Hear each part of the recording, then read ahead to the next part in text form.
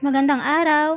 At kung bago ka lamang po dito sa akin channel, ay pakipindot po ng subscribe button para lagi kang updated sa ating mga i-upload na mga istorya.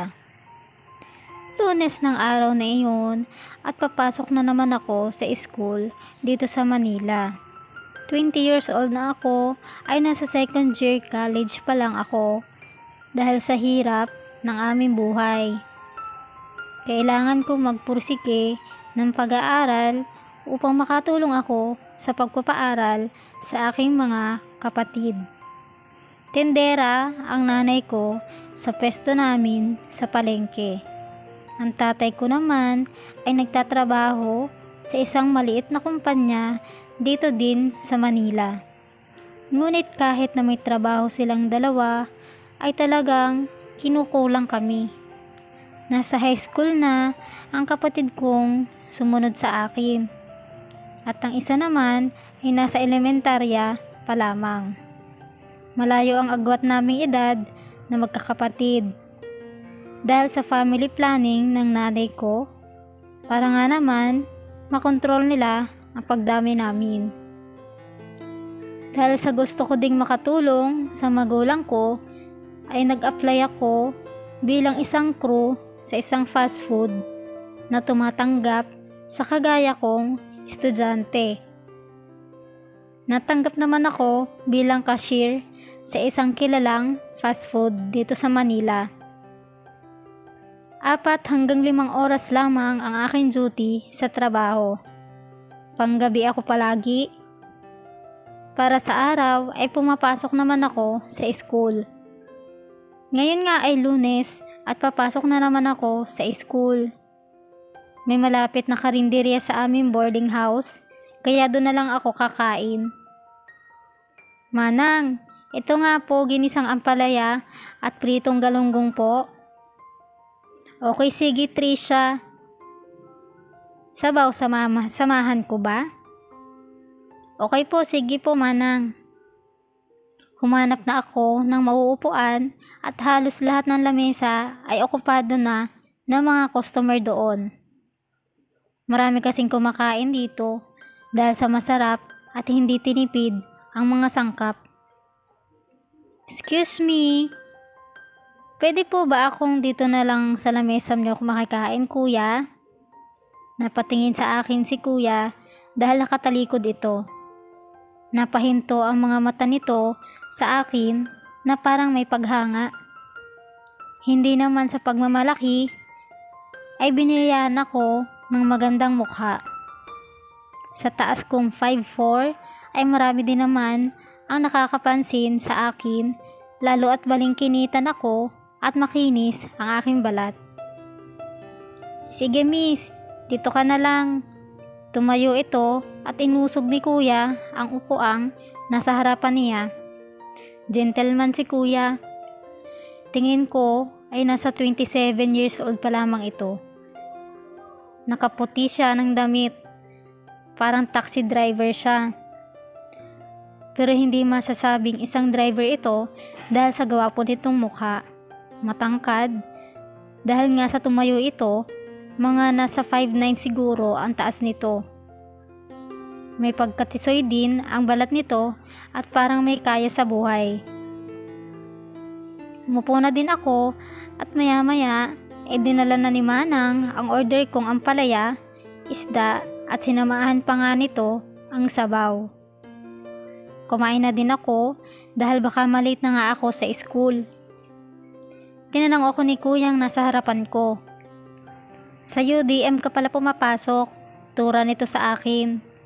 Alam ko nang alam niya dahil sa uniform kong suot.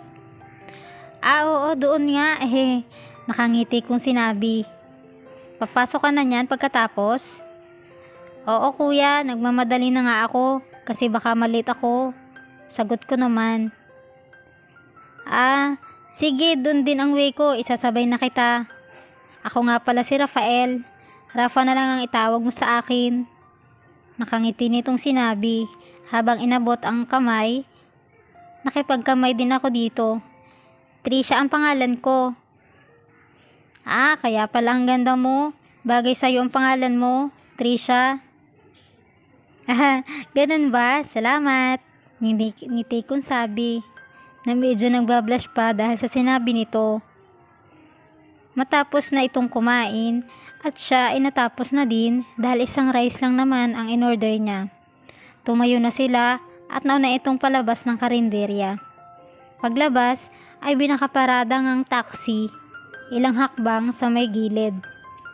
Binuksan nito ang pinto ng harap ng kotse at tilahad na pumasok na siya. Kikimi-kimi nga akong pumasok at naupo sa harapan at katabi niya ito. Naupo na din ito at bago humawak sa manibela ay nilagay nito ang seatbelt muna sa kanya at dahil doon ay napalapit ang mukha nito sa kanya. Kaya bigla niyang iniwas ang kanyang mukha patingin sa may bintana. Nakangiti naman si Rafa sa ginawa niya. Don't worry, ilalagay ko lang naman itong seatbelt kasi baka mahuli tayo. Sige Rafa, salamat. Habang papunta na sila sa school, ay nagpatugtog itong si Rafa ng love song. Yan, okay ba sa'yo yung kanta? Tanong nito sa akin. Oo, kahit ano, Nakarating na sila at bibigyan niya nga sana ito ng bayad pero hindi ito tinanggap ni Rafa. Pero sa loob-loob ko ay natuwa din ako dahil konti na lang ang natitira sa allowance ko. Sa ika-15 pa kasi ang sahod ko sa fast food na pinagtatrabahuan ko. No, sa'yo na lang yan, Trisha. Ah, ganun ba? Sigurado ka? Oo naman. Itago mo na lang. Ah, sige. Maraming salamat, Rafa, ha? Sige, walang anuman. Ingat ka, Trisha, ha? Sige, ingat ka din. Nice to meet you ulit. Nakangiti at umalis na din doon si Rafa. Natapos na uli ang schooling niya at didiretso siya sa fast food na kanya pinagtatrabahuan. Pagdating sa fast food, Hi, Trish! Bating sabi ni Ronron ang nanliligaw niyang katrabaho sa kanya. Ngunit dahil sa impression niyang chick boy ito ay hindi pumapasa sa kanya. Hello Ron, sagot ko naman. Hindi ka ba napapagod niyan sa school? Trabaho ka agad? Sakto lang, dapat kayanin. Nanlulumo niyang sinabi. Nag-time in na nga siya at humarap na sa mga customers. Natapos ang 4 na oras ay uuwi na ulit siya. Sobrang nakakapagod ang araw na iyon. Ngunit sumagi sa isip niya ang mukha ni Rafael na nakangiti sa kanya. At di niya namamalayan, nakangiti siya habang naiisip niya ito. Hay, binata pa kaya si Rafael? Ano ba tong naiisip ko? Pinilig niya ang kanyang ulo sa isiping iyon. Pagdating niya sa bahay, ay nagtoothbrush na lang siya dahil kumain naman siya sa break kanina sa trabaho. Nahiga na siya at nakatulog agad dahil sa pagod. Kinaumagahan ay sa karinderya siya uli kumain. Hindi niya nakita doon sa lamesa kahapon si Rafa. Habang umu-order ay naitanong ni Manang sa kanya, Trisha, kilala mo ba si Rafa? Ah, opo Manang, kahapon lang po. Ah, okay yun. Medyo pihikan nga lang sa babae kasi minsan na siyang naloko. Ah, ganun po ba? Oo, nakakwentuhan ko yan minsan kasi parang anak ko na din. Nanay pa nga ang tawag niyan sa akin. Mabait na anak yan si Rafa. Alam mo ba, na pagka-graduate niya ng college, nagtrabaho na agad yan. Kaya ngayon, sa edad niyang 27, may 3 taxi na yan. Pinagpapaboundarihan niya yung 2 at sinusuportahan niya pa ang mga kapatid niya. May negosyo din silang poultry at babuyan sa aming probinsya. Kababayan ko kasi yan si Rafa sa Batangas. Ah, napapatango niyang sinabi. Wow, galing naman ni Rafa pala. Sa edad niyang 27 ay marami na pala itong naipundar at napakabait na anak pa. Lalo siyang napahanga kay Rafa. sa naisip at sinabi ni Manang. Ay Trisha, ano palang order mo? Hehe, napakwento na ako. Pagpasensyahan mo na. Hehe, ayos lang po Manang. Nakangiti nitong sinabi. Chapsuy po at pritong tilapia. Mahilig kasi ako sa gulay. Dahil pinalaki kami ng magulang namin, nahahaba ang buhay, basta gulay. Naupo na nga ako sa may lamesa. Kukunti ngayon ang customer. Mukhang napaaga yata ako ah. Ilang sandali ang lumipas at may dumating na customer, si Rafa. Hindi niya alam pero biglang bumilis ang tibok ng puso niya. Nagkunyari siyang hindi niya ito nakita. Hello Trisha, good morning. Nakangiti nitong baling sa kanya dahil malapit lang siya sa may pinto. Hi! Ngiti niyang sagot. Umorder na din ito at umupo sa harapan niya. Kumusta ka Trish? Ayos lang Rafa, ikaw kumusta? Okay din, ito medyo pagod. Kumain sila magkasabay at natapos din silang magkasabay dahil mabilis namang kumain itong si Rafa. Tara Trisha, sabay ka na ulit sa akin. Ha? Sige. Hindi niya alam pero sa isang parte ng isip niya ay sinasabing sumabay na lang siya rito. Lumipas ang ilang buwan nilang magkaibigan at nagtapat itong si Rafa kay Trisha habang nasa sasakyan sila. Trisha, tanong ko lang, wala ka bang boyfriend? Kasi pansin ko, walang naghahatid sundo sa'yo. Gabi ka pa naman nakakauwi, galing sa part-time job mo. Wala Rafa, wala pa sa isip ko kasi nag-aaral pa ako. Pwede ba akong manligaw sa'yo? Dahil sa sinabi ni Rafa ay medyo nagkaroon ng katahimikan sa aming dalawa. Ha? Pwede ba akong manligaw? Para ako na ang maghatid sundo sa'yo. Nakatitig at nakangiti nitong tanong sa kanya. Hininto muna nito ang sasakyan at hinawakan niya ang aking kamay. Gusto kita Trisha, mula nang makita pa lang kita sa karinderya, hindi ka na nawala sa isip ko. Sa isip niyang iyon ay parehas pala sila nitong iniisip ang isa't isa. Pinatong ko ang isang kamay ko sa kamay niyang nakahawak sa isa kong kamay. Oo Rafa, pumapayag na ako. Excited at ngiti kong sinabi. Talaga Trisha? Oo Rafa. Dahil sa sinagot niya ay nahalikan nito ang likod ng kanyang palad. Lumipas ang ilang buwan na hinahatid sundo siya nito sa school at sa part-time job niya. Isang gabi, pagkatapos ng part-time niya, mga 11 na ng gabi iyon, ay hinatid siya nito sa boarding house niya. Magkalapit lang ang boarding house niya sa apartment ni Rafa. Kumain sila sa labas, isang magarbo at may mga kandila pa sa lamesa. Hindi niya akalain na kaya pala itong gawin ni Rafa.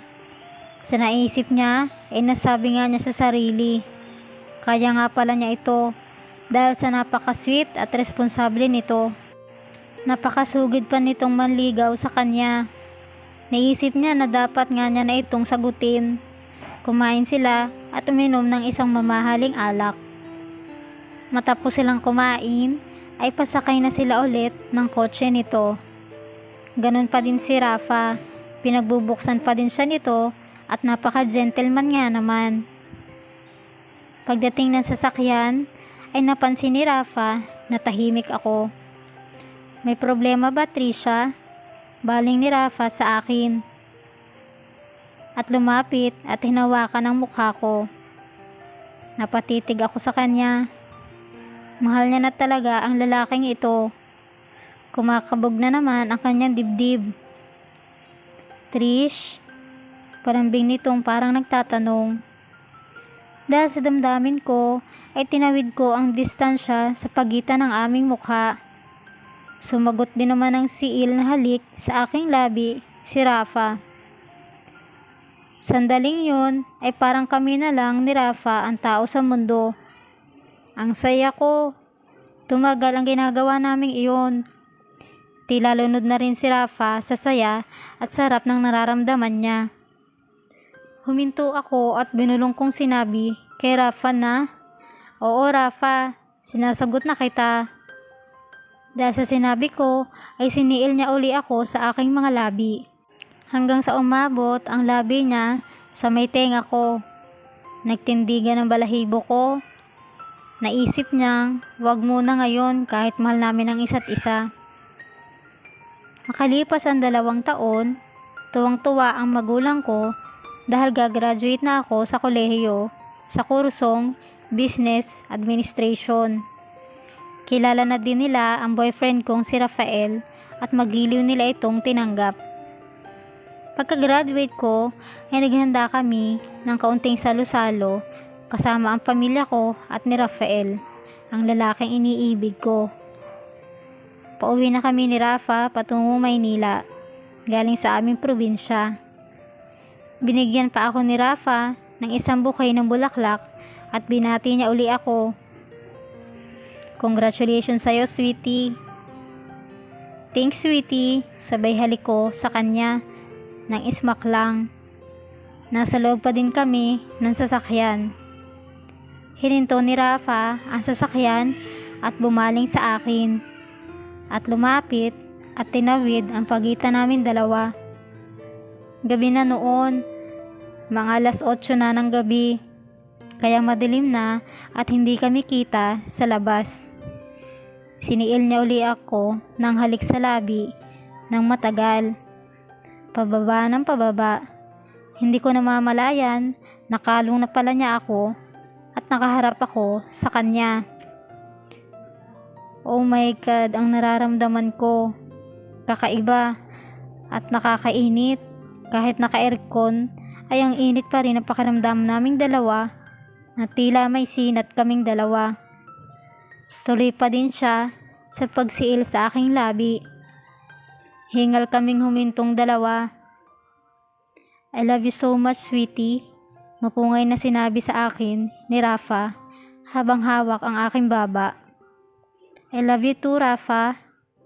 Niyakap ko siya ng mahigpit at medyo nauntog pa nga ako sa bubong ng kotse dahil nasa ibabaw niya pa din ako. Nagyakap kami ng mahigpit at siniil niya uli ako ng halik sa labi hanggang sa marating namin ang rurok ng kaligayahan. Nadiligan ang halaman ko nang wala sa oras at sa loob pa ng kotse nito. Pero dahil mahal niya, mahal namin ang isa't isa, ay secure na kami sa aming nararamdaman. Nag-apply na ako ng trabaho at natanggap naman ako. Sa wakas, unti-unti ko nang natutupad ang aking mga pangarap. Hinahatid sundo pa din ako ni Rafa. Inaya niya akong sa apartment niya kumain dahil naghanda siya at nagluto para imbitahan niya ako. Napaka-sweet talaga ni Rafa. Lamesa na may kandila at bulaklak para sa kanya ang bumungad sa kanya sa apartment nito. "Happy anniversary, sweetie." Habang hawak nito ang baba niya. Oh my God, nakalimutan niya pala. Ngayon ang anniversary nila. Dahil sa busy niya sa pag-a-apply, nahalata naman ni Rafa na yun ang kanyang iniisip. "I understand, sweetie. Alam ko masyado kang maraming iniisip this past few days. Kaya nauunawaan kita." Sabay lapit at siil niya uli sa aking mga labi. Habang nakapalibot ang mga braso niya sa likod ko, ay papalapit kami sa kanyang kama. At doon ay nadiligan niya uli ang halaman ko. Pagkatapos noon ay kumain kami ni Rafa ng hinanda niya. Masaya kami ni Rafa sa aming relasyon. Kulang na nga lang ay kasal. Lumipas ang 1 taon at na-promote na ako sa kumpanya kong pinagtatrabahuan. At dahil doon ay sobrang tuwa ng magulang ko at boyfriend ko sa akin. Dahil sa maraming negosyo si Rafa ay kahit hindi na nga ito magtrabaho. Kaya nag-e-extra na lang ito sa kanyang taxi para hatid sundo din siya nito palagi. Paglabas ko ng trabaho ay sunundo ako ni Rafa. Kumain kami sa isang restaurant. Habang kumakain ay may lumapit na nag-violin sa amin. At napatingin na lang ako kay Rafa na nagtatanong pa nga ang mga mata. Tumayo ito at lumuhod sa harapan niya habang may kinukuha sa bulsa. "Will you marry me?" Nakaluhod nitong sinabi. Napatakip naman ang dalawa kong palad sa bibig ko. Sa galak ay, "Yes, yes Rafa, I will marry you." Yun nga at nagyakap silang dalawa at nagpalakpakan ang mga taong noon din ay kumakain doon sa restaurant. Ang saya-saya ng puso niya. Itong lalaking una niyang inibig, ngayon ay nag-aalok na pakasalan niya ito. Sino nga bang tatanggi sa lalaking napakaresponsable sa buhay? Bukod sa gwapo pa ito, bukod pa marami na din itong negosyo at kaya na nga nilang mabuhay ng maayos. Dumating ang araw ng kasal nila. Masaya ang lahat. Magkakasundo ang pamilya ng bawat isa. Wala na nga siyang mahihiling pa dahil lahat ng mahal at pangarap niya ay nasa kanya na. Nag-honeymoon kami sa isang hotel dito sa Manila. Binuhat pa ako ni Rafa pagkapasok namin ng room ng hotel. Talagang wala na akong mahihiling pa sa lalaking ito. Binaba niya ako sa kamang punong-puno ng red petals. Umibabaw ito sa kanya at sinabing pabulong na, "Handa ka na ba, sweetie?" Dahil doon ay napahalakak ako ng malakas dahil nagawa na naman nila itong bagay na ito. Nagtawanan silang dalawa at nag-umpisa na nga si Rafa sa pagsiil sa aking mga labi hanggang sa pababa ng pababa. At naabot namin ang aming minimithing kaligayahan. Pagkatapos ay hinalikan niya ako sa aking noo. "I love you, Trisha. I love you too, Rafa." Magkayakap kaming nakatulog. Lumipas ang ilang buwan. Naging masaya ang pagsasama namin ni Rafa. At eto nga, nagpa-check up pa kami at buntis ako na 3 buwan na. Sobrang galak ang reaksyon ni Rafa dahil mahilig din ito sa mga bata. Lumipas ang 6 na buwan at nanganak na ako. Ang lalong natuwa si Rafa dahil kambal ang anak namin, boy and girl. Naging masaya ang tahanan. Patuloy na naging responsable si Rafa bilang asawa at ama ng mga babies namin. Wala na akong mahihiling pa. Stable na trabaho after giving birth, 2 kambal na napaka-cute at asawang super bait, mapagmahal at responsable. At ito po ang napakagandang kwento ng aking buhay. Sana po ay nagustuhan nyo ito. Yan po ang kwento ng buhay ni Trisha. At kung bago ka lang po sa aking YouTube channel, ay huwag mo pong kalimutang pindutin ang subscribe button para lagi kang updated sa ating mga istorya.